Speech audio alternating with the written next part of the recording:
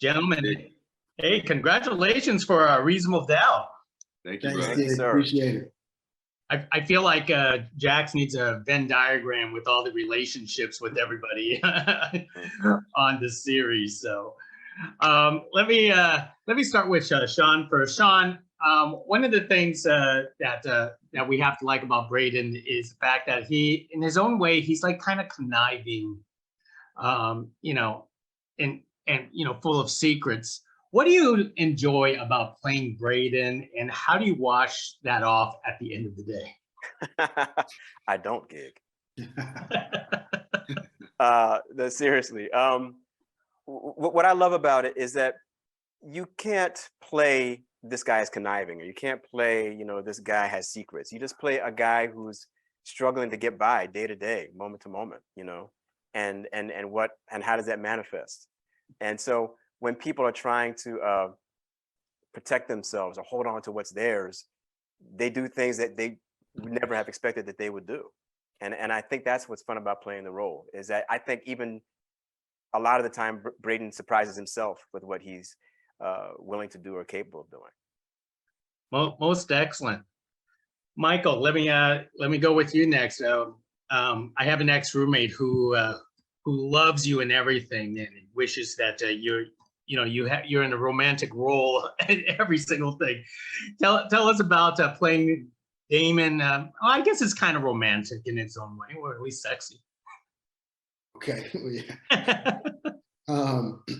You know, it's interesting. I was listening to Sean's answer, and he's right. Like you can't play ruthless. You can't play romantic. You have to kind of play a character that has a past, and that past has defined how you handle certain situations, right? And so, you know, when your character does things, as an actor, the most important thing for you is to know whether or not this tracks, whether or not this adds up. And I feel like all of us throughout the season can relate that these characters, they all track, it all adds up. With every script, you learn more and more about your character and why he is the way he is. And so for me, you know, Damon's, you know, backstory, once I figured that out, everything started to kind of fall into place for me. And I thoroughly enjoyed, you know, playing him with all the honest, you know, emotions that come with that.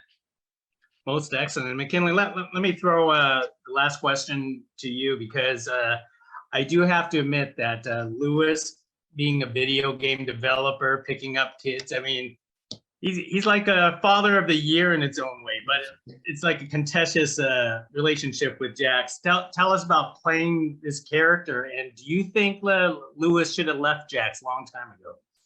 No, I think what for me, playing Lewis in this world, it was I took it as a sincere responsibility, because there's a sincere connection between parents and their kids, but specifically Black men and their children. There's this idea of how it's portrayed at times. So for me in this world, especially with the great writing from Ramla and the amazing writers, everybody on the creative side, it put us in a position where it's just like, just go be creative. And for me, making sure that was real and making sure the relationships and the family part was real was important. And as far as should Jax and Lewis break up, that's like asking a married couple, them asking you whether they should get divorced or not. That's actually between those two people. And the fun part is trying to figure out if they're going to figure it out or not. Because if Jax left Lewis wouldn't be the same person. And I would believe vice versa. So it's trying to figure out two people that maybe do want to really be together, but literally just keep standing in their own way, along with extra people, you know, outside. Can I just add something that I know? No, you can't add anything. We're almost at the end. No. This is good, McKinley. I think you'll relate to this. What's dope about the character of Lewis, and McKinley is not married, so he doesn't understand, but Sean can speak to this. We often don't associate a difference between being a father and a husband. You're right. And as good of a father as he is, this character of Lewis struggles as a husband. And that is something that nobody can teach you before you get married. That's true. There are two versions of your best self every day. You have to be your best self as a husband. You have to be your best self as a father.